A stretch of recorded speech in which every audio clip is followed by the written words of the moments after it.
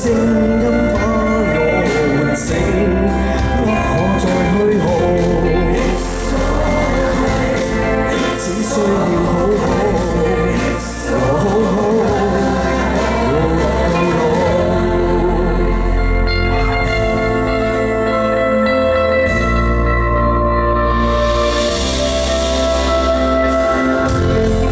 問蒼天蒼生，我問為什麼奔波的眾生？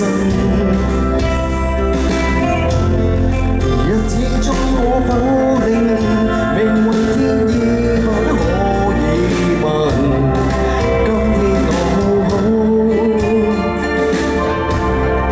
好想你知道，只想你聽到。但願我可與你再傾訴，活到這一分鐘，做到這一分鐘，遇到挫折跌倒，總不會停步，會珍惜。我衷心感激你的聲音把我喚醒，不可再虛耗，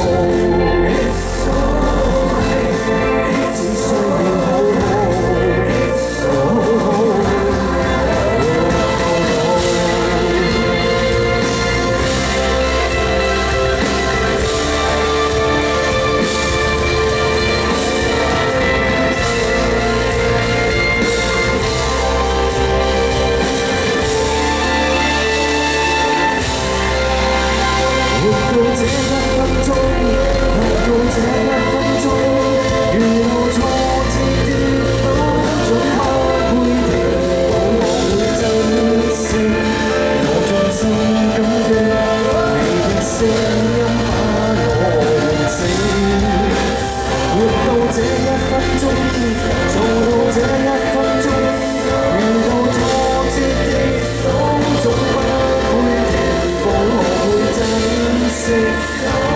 心感激你的聲音把我